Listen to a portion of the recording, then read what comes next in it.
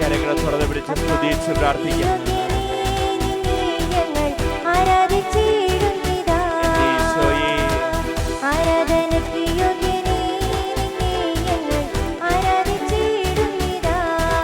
കരങ്ങൾ ഉയർത്തി സ്തുതിച്ച് സ്തുതിക്കട്ടെ.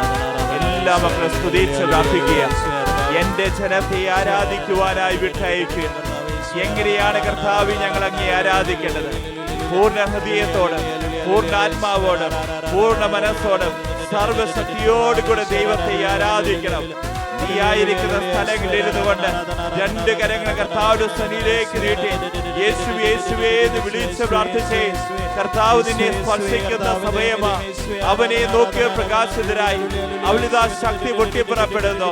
സകല വ്യക്തികളിലേക്ക് കർത്താവ് സൗഖ്യമാണ് തിരിഞ്ഞിറങ്ങട്ടെ. കർത്താവേ, കണ്ണീരോടുകൂടെ നിന്റെ ആലയത്തിലേക്ക് കടന്നു വന്നിരിക്കുന്ന മക്കളെ സന്തോഷത്തോടുകൂടി പറഞ്ഞയക്കണമേ. ഹൃദയങ്ങളിലേക്ക് ഈശോയുടെ സ്നേഹം വെച്ച് കൊടുക്കണമേ. പുത്തൻ അഭിഷേകമാണ് തുടങ്ങട്ടെ. Hallelujah hallelujah hallelujah hallelujah hallelujah hallelujah.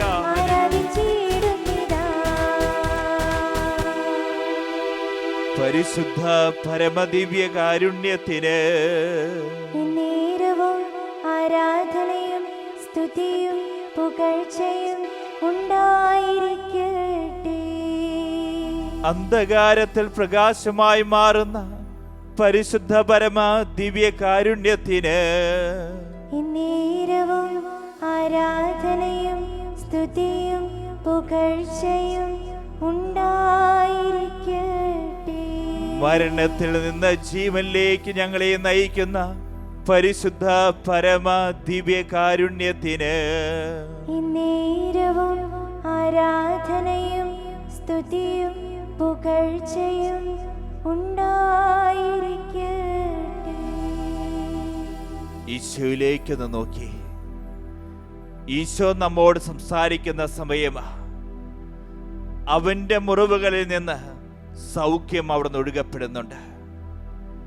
കർത്താവിന്റെ വചനം പറയുന്നു, മർക്കോസിന് സുവിശേഷം 15-ാം അധ്യായം 38-ാം തിരുവചനം. അപ്പോൾ ദൈവാലയത്തിന്റെ തിരശ്ശീല മുകളിൽ നിന്ന് താഴെ വരെ രണ്ടായി കീറി. അപ്പോൾ എന്ന് പറയുമ്പോൾ യേശുവിൻ്റെ കുരിശുമരണത്തിന്റെ സമയത്താ. യേശു തന്നെ പിതാവായ ദൈവത്തിന്റെ സന്നിധിയിലേക്ക് സമർപ്പിക്കുന്ന സമയമാ. ജെറുസലേം ദേവാലയം അതിന് 30 അടിയോളം വീതിയും 60 അടിയോളം നീളവുമുണ്ട്. ഇത്രയും വലിയ തിരശ്ശീലയാണ് മുകളിൽ താഴെ വരെ രണ്ടായി കീറിയത്. എന്നാൽ തിരിച്ചറിഞ്ഞു, മനുഷ്യനാണ് അത് കീറിയെങ്കിൽ അത് താഴെ നിന്നായിരിക്കും കീറുക. എന്നാൽ ദൈവമാണ് അത് കീറിയത്. അതുകൊണ്ടാണ് മുകളിൽ നിന്ന് താഴെ വരെ രണ്ടായി കീറിയെന്ന് വചനം പറയുന്നു. എങ്കിൽ പ്രിയപ്പെട്ടവരെ, ഈ വേർതിരിവിന്റെ തിരശ്ശീലയുണ്ടല്ലോ, ദൈവം അവിടുന്ന് കീറി. ദൈവവും മനുഷ്യനും തമ്മിലുള്ള ബന്ധം വിച്ഛേദിക്കപ്പെട്ട ആ തിരശ്ശീലയുണ്ടല്ലോ, ദൈവം തന്നെ അവിടുന്ന് കീറിക്കളയുക. നാം കണ്ടുമുട്ടുന്നുണ്ട്, ആദ്യ മാതാപിതാക്കളെ ഏദൻ തോട്ടത്തിൽ അവിടുന്ന് പാർപ്പിച്ചു. ദൈവവും മനുഷ്യനും തമ്മിലുള്ള ബന്ധം എങ്ങനെയായിരുന്നു?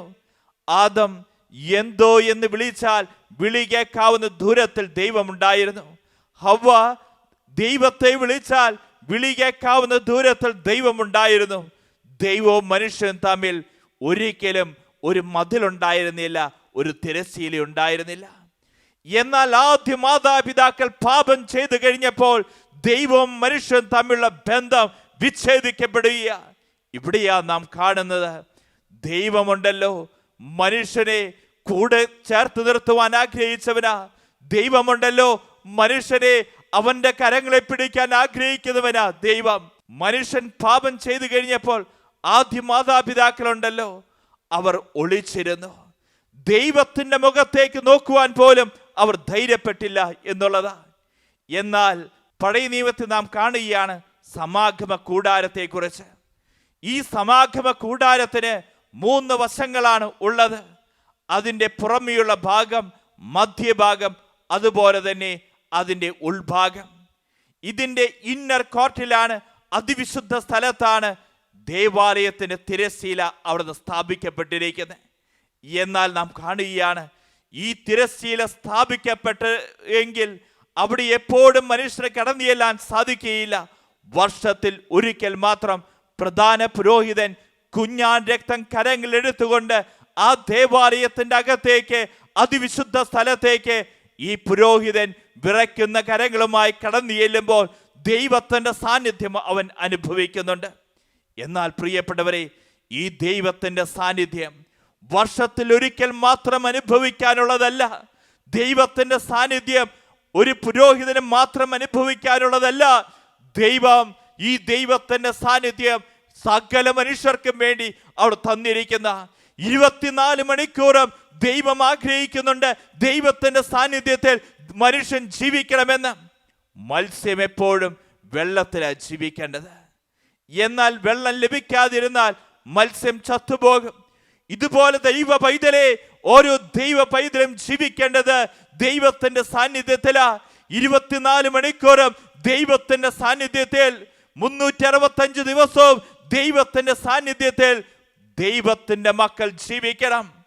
ഇതിനെ വീണ്ടെടുക്കുന്നതിന് വേണ്ടിയാ ഈ ലോകത്തിലേക്ക് ദൈവം തന്റെ പുത്രൻ യേശുവിനെ അവിടെ നയിച്ച്. യേശു ഈ ലോകത്തിൽ പാപമില്ലാത്തവനായി 33 വർഷക്കാലം ജീവിച്ചു. അവസാനം തന്നെ ബലിയർപ്പിച്ചു.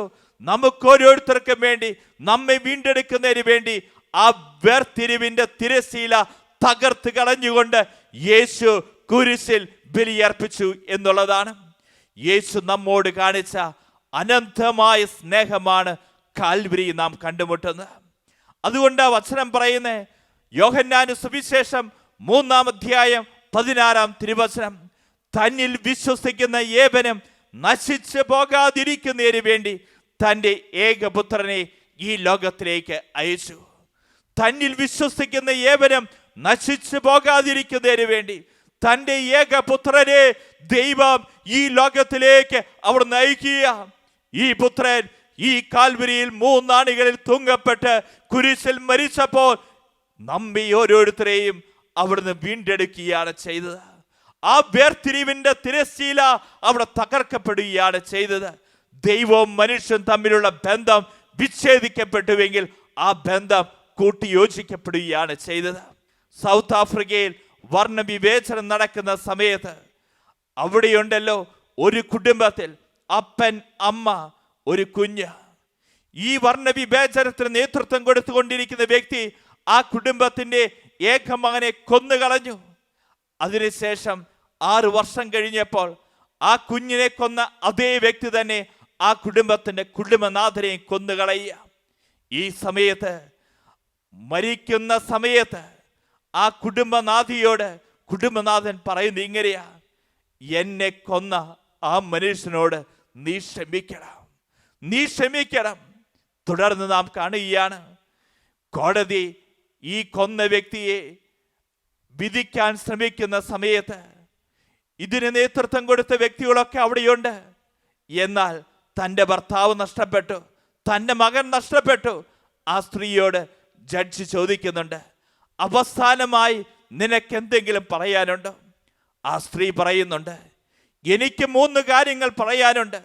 ഒന്നാമത്തെ കാര്യം, എൻ്റെ ഭർത്താവിനെ കൊന്ന, എൻ്റെ മകനെ കൊന്ന ആ വ്യക്തിയെ വർഷത്തിൽ 6 പ്രാവശ്യമെങ്കിലും എൻ്റെ ഭവനത്തിൽ കൊണ്ടുവരണം. എനിക്ക് ആ മനുഷ്യന് ഭക്ഷണം കൊടുക്കണം. 2 വർഷത്തിലൊരിക്കലെങ്കിലും എൻ്റെ മകൻ്റെയും ഭർത്താവിൻ്റെയും കല്ലറയ്ക്കടുക്കൽ ഈ വ്യക്തി എനിക്ക് കൂട്ടിക്കൊണ്ടുപോകണം, എനിക്ക് പ്രാർത്ഥിക്കണം. 3-ാമതായി ആ സ്ത്രീ പറഞ്ഞു, എനിക്കിപ്പോൾ ഈ മകനെ ഒന്ന് ആലിംഗനം ചെയ്യണം. അവളുടെ സ്നേഹം കണ്ടു കഴിഞ്ഞപ്പോൾ ഈ കൊലപാതകം നടത്തിയ വ്യക്തിയുണ്ടല്ലോ, അവിടെ തളർന്നു വീഴുക, തകർന്നു വീഴുക. ഇത് തന്നെയല്ലേ കാൽവരിയിൽ നമുക്ക് കാണിച്ചു തന്നത്? യേശുവുണ്ടല്ലോ, ആ കാൽവരിയിൽ നിറകയിൽ നമ്മോടുള്ള സ്നേഹത്തെ പ്രതി അവിടുന്ന് കുരിശിൽ മരിച്ചു. അത്രമാത്രം സ്നേഹമാ പിതാവായ ദൈവം തൻ്റെ മക്കളോട് കാണിച്ചു തന്നത്. ഇതുപോലെ തന്നെ ഈ വേർതിരിവിന്റെ തിരശ്ശീല നമുക്ക് പറഞ്ഞു തരുന്നുണ്ട്. ഈ വേർതിരിവിന്റെ തിരശ്ശീലയ്ക്കുള്ളിൽ ഒരു മഹാരഹസ്യം ഒളിഞ്ഞിരിക്കുന്നുണ്ട്. യേശു ഈ ലോകത്തിലേക്ക് കടന്നു വന്നു. എന്നാൽ മനുഷ്യൻ യേശുവിനെ എപ്പോഴും ശത്രുവായി കണ്ടത്. എന്നാൽ ആ യേശുവിനെ ശത്രുവായി കണ്ടതുകൊണ്ട് എന്താ സംഭവിച്ചേ? മനുഷ്യൻ യേശുവിനെ കൊണ്ടുപോയി കുരിശിൽ തറച്ചു കൊന്നു. എന്നാൽ പിതാവായ ദൈവം യേശുവിനെ കുരിശിൽ തറച്ചപ്പോൾ അവിടുന്ന് കാണുന്നുണ്ട്, യേശുവുണ്ടല്ലോ മാനവകുലത്തോട് കാണിക്കുന്ന ഏറ്റവും വലിയ സ്നേഹമാണ് യേശു കുരിശിൽ തറയ്ക്കപ്പെട്ടപ്പോൾ അവിടുന്ന് ഒഴുക്കി തന്നത്. ഇതാണ് പിതാവായ ദൈവം നമുക്ക് തന്നത്. ഇതാണ് തിരശ്ശീലയ്ക്കകത്തിരിക്കുന്ന മഹാരഹസ്യം, മനുഷ്യന് മനസ്സിലാക്കാൻ സാധിക്കാത്ത രഹസ്യം.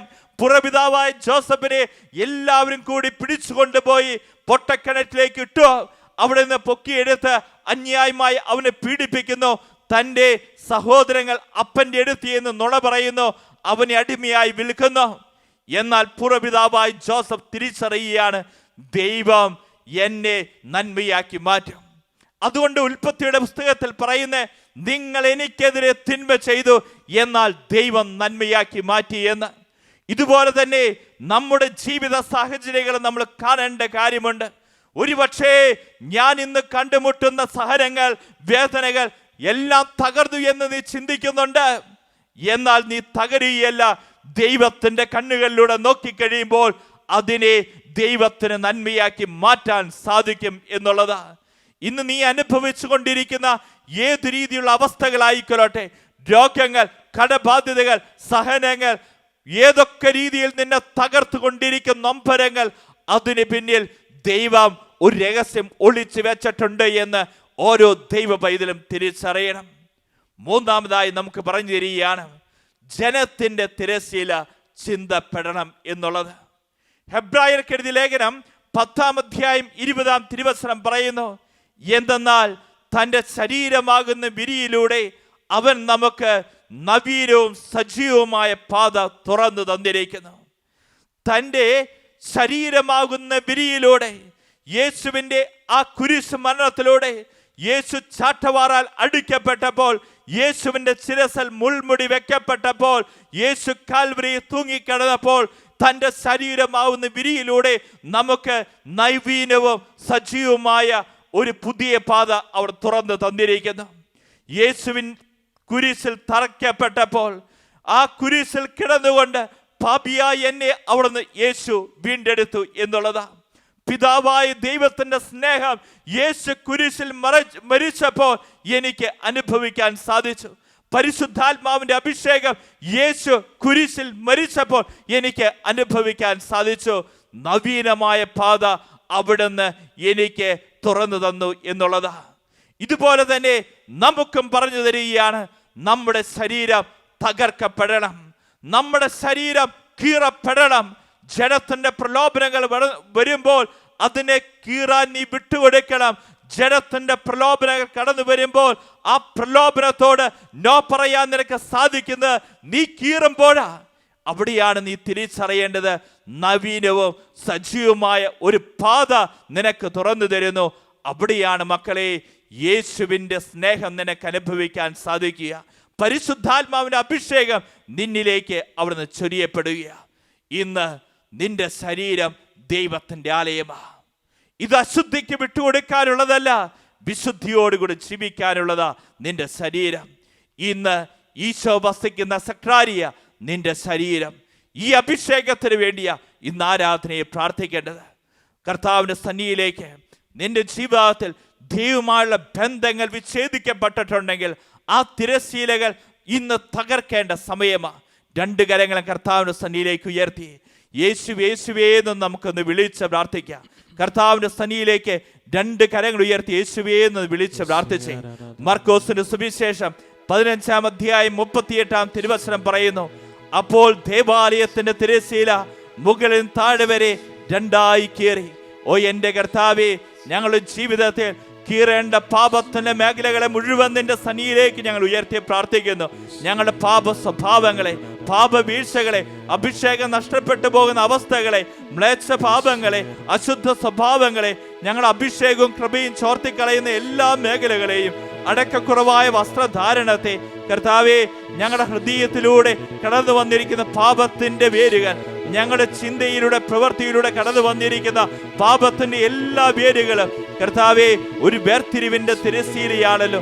ഈ സമയം നിന്റെ സന്നിധിയിലേക്ക് എല്ലാ പാപത്തിന്റെ മേഖലകളെയും ഞങ്ങൾ ഉയർത്തുന്നു. ദൈവവും മനുഷ്യൻ തമ്മിൽ ബന്ധം വിച്ഛേദിക്കപ്പെട്ട് കിടക്കുന്ന പാപത്തിന്റെ മേഖലകളിലേക്ക് നിന്റെ അഭിഷേകം അവിടെ നിന്ന് ഒടുകട്ടെ. രണ്ട് കരങ്ങൾ ഉയർത്തി യേശുവേ യേശുവേ എന്ന് വിളിച്ച് പ്രാർത്ഥിക്കട്ടെ. യേശുവേ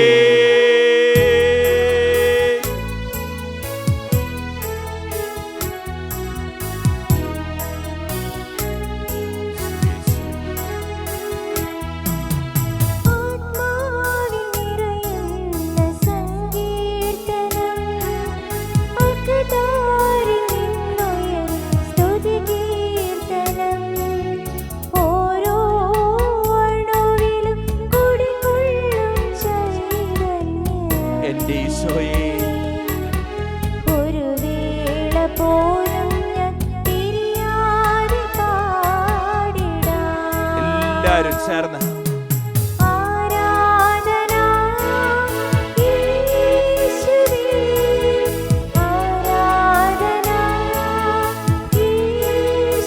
ഒന്ന് ചേർന്ന് ആരാധിച്ചേ.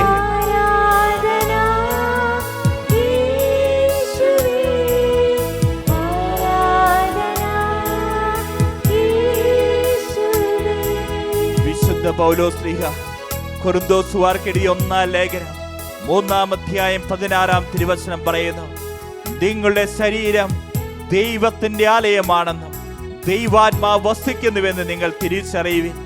ദൈവത്തിന്റെ ആലയത്തെ നശിപ്പിക്കുന്നവരെ ഞാനും നശിപ്പിച്ചു കളയും. നിങ്ങളുടെ ശരീരം ദൈവത്തിന്റെ ആലയമാണെന്നും ദൈവാത്മാവ് വസിക്കുന്നുവെന്ന് നിങ്ങൾ തിരിച്ചറിയുവിൻ. ദൈവത്തിന്റെ ആലയത്തെ നശിപ്പിക്കുന്നവരെ ഞാനും നശിപ്പിച്ചു കളയും. ഓ എൻ്റെ കർത്താവേ, ശരീരത്തെ നശിപ്പിക്കുന്ന എല്ലാ പാപത്തിന്റെ പ്രവണതകളിൽ നിന്നും ഞങ്ങൾക്ക് വിടുതൽ തരണമേ. മദ്യപാനം, മയക്കുമരുന്ന്, പുകവലി, ഏതെല്ലാ രീതിയിലുള്ള ദുശ്ശീലങ്ങളുണ്ടോ ഈ സമയം തന്നെ ഞങ്ങൾക്ക് വിടുതൽ തരണമേ. ലൈംഗിക പാപങ്ങളിൽ ഞങ്ങൾ വിടുതൽ തരണമേ. അവിഹിത ബന്ധങ്ങളിൽ വീട് കിടക്കുന്ന മക്കൾക്ക് അതിൽ നിന്ന് മോചനം തരണമേ. കർത്താവേ, ഈ സമയം നിന്റെ സന്നിധിയിലേക്ക് ഞങ്ങളുടെ ശരീരത്തെ നശിപ്പിക്കുന്ന ഏതെല്ലാം പാപത്തിന്റെ പ്രവണതകളുണ്ടോ ആ പാപത്തിന്റെ പ്രവണതകളിൽ നിന്ന് മോചനം ലഭിക്കുവാൻ വേണ്ടി രണ്ട് കരങ്ങൾ ഉയർത്തി യേശുവേ യേശുവേ എന്ന് വിളിച്ച് പ്രാർത്ഥിച്ചേ. അതരം തുറന്നൊന്ന് വിളിച്ചേ, ഹൃദയം തുറന്നൊന്ന് വിളിച്ചേ. കർത്താവിന്റെ ശക്തി ഇതാ ഒഴുകുന്നു, അഭിഷേകം ഇതാ ഒഴുകുന്നു, കൃപ ഒഴുകുന്നു. വിളിച്ച് പ്രാർത്ഥിച്ചേ യേശുവേ.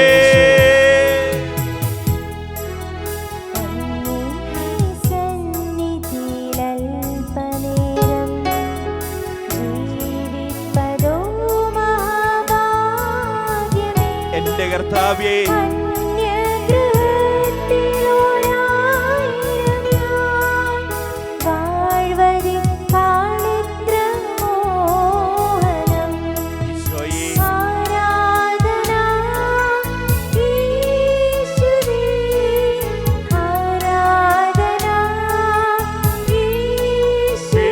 പ്രാർത്ഥിക്കട്ടെ.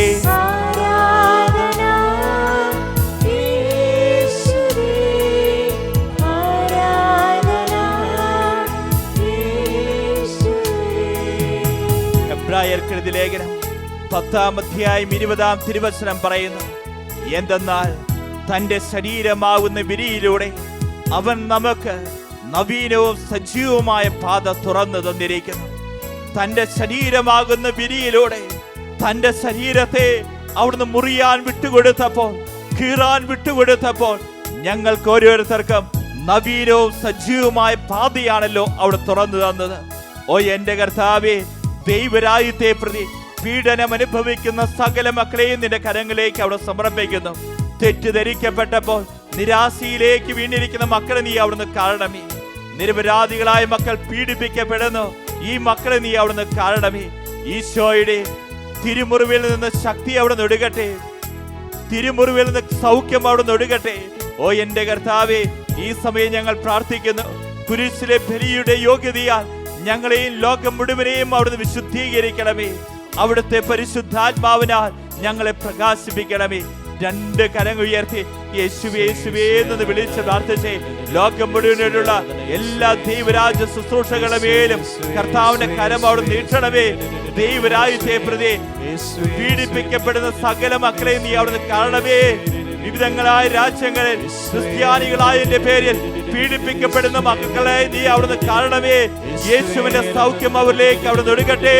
കർത്താവേ, നിന്റെ കുരിശിലേക്ക് ഞങ്ങളുടെ വേദനകളെ ഞങ്ങൾ ചേർത്ത് വെച്ച് വിളിച്ച് പ്രാർത്ഥിക്കുന്നു. നിന്റെ ശരീരമാവുന്ന വിരിയിലേക്ക് ഞങ്ങളുടെ ഓരോരുത്തരുടെ സഹനങ്ങളെയും പീഡകളെയും ഞങ്ങൾ ചേർത്ത് വെച്ച് പ്രാർത്ഥിക്കുന്നു. 2 കരങ്ങൾ ഉയർത്തി വിളിച്ചുണരട്ടെ യേശുവേ.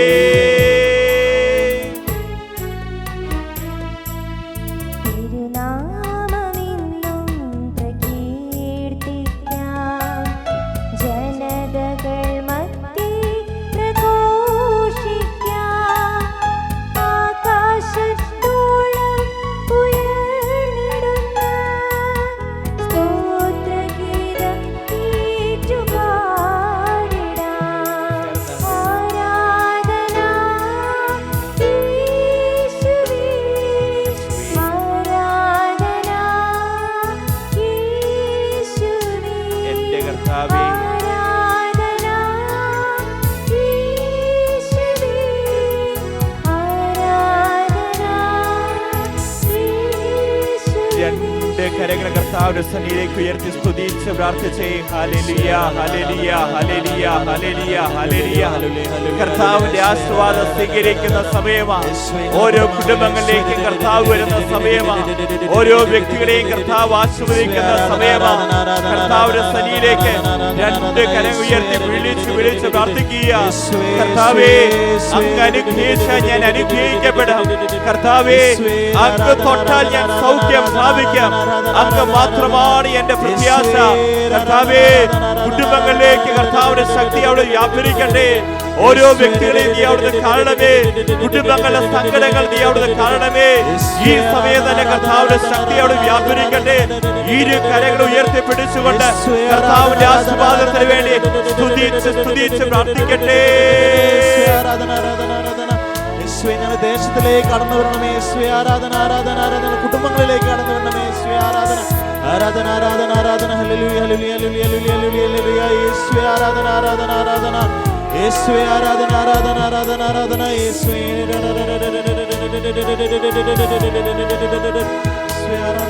ഞങ്ങളുടെ രോഗങ്ങളിലേക്ക് അങ്ങ് കടന്നു വരണമേ. ഞങ്ങളുടെ ദേശത്തിലേക്ക് അങ്ങ് കടന്നു വരണമേ. ഞങ്ങളുടെ കുടുംബങ്ങളിലേക്ക് ഞങ്ങൾ കടന്നു വരണമേ. ഞങ്ങൾ ജോലിയില്ലാത്ത മേഖലയിലേക്ക് കടന്നു വരണമേ. ഞങ്ങൾ സാമ്പത്തിക മേഖലയിലേക്ക് അങ്ങ് കടന്നു വരണമേ. യേശുവേ ആരാധന ആരാധന ആരാധന ആരാധന ആരാധന. പരിശുദ്ധ പരമാ ദിവ്യകാരുണ്യത്തിന്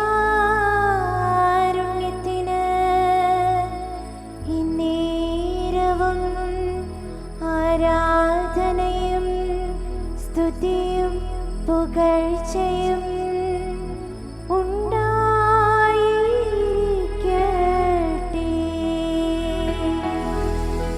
പരിശുദ്ധ പരമാ ദിവ്യകാരുണ്യത്തിന് ഇന്നേരവും ആരാധനയും സ്തുതിയും പുകഴ്ചയും ഉണ്ടായിരിക്കട്ടെ.